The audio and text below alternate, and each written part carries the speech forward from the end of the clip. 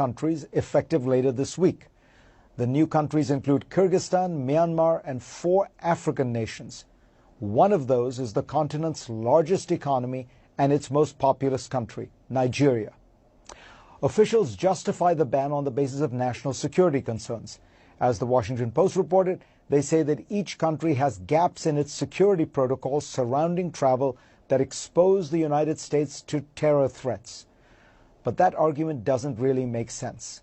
As the Cato Institute found, no one born in Nigeria, Myanmar, Tanzania, or Eritrea, 4 of the countries, have been responsible for a single terror-related death on American soil between 1975 and 2017. And if the administration were really worried about lax security, it would ban all visas from these countries.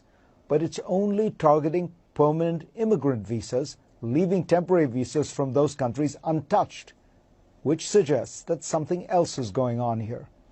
Last year, when Trump unveiled a new immigration plan, White House aides told the Washington Post that Trump wanted high-skilled, well-educated, English-speaking immigrants who could assimilate easily and give back to the country. That's an understandable wish list for any world leader.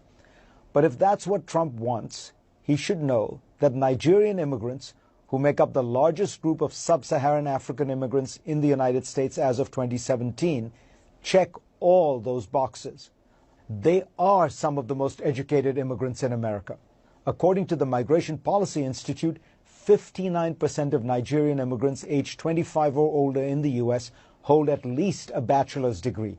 That is nearly double the proportion for Americans born in the U.S. It is also more than the proportion for immigrants from South Korea, China, Britain, and Germany.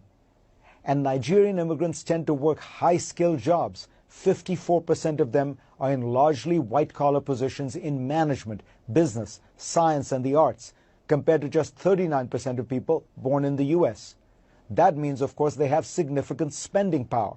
According to a new report by the New American Economy Research Fund, in 2018, Nigerian immigrants in the United States made more than $14 billion and paid more than $4 billion in taxes. And the Nigerian diaspora around the world sent back almost $24 billion in remittances in 2018, contributing to a Nigerian economy that is more dynamic than many people, including maybe Trump himself, realize. Nigeria was once thought to be just an oil economy, but today services account for more than 50% of its GDP. Technology is now 10%, according to the Center for Global Development. A growing middle class is increasingly educated and aspirational. Nigeria is America's second largest African trading partner, and the U.S. wants to double existing trade and investment in Africa. As the former ambassador to Nigeria, John Campbell, notes, that goal, taken alongside the ban, amounts to, quote, policy incoherence, unquote. In terms of politics, however, it has an obvious dark logic. Trump has often made it plain he doesn't like immigrants from poor countries filled with brown and black people. As the New York Times reported in 2017, he complained to aides that Nigerian migrants would never go back to their huts.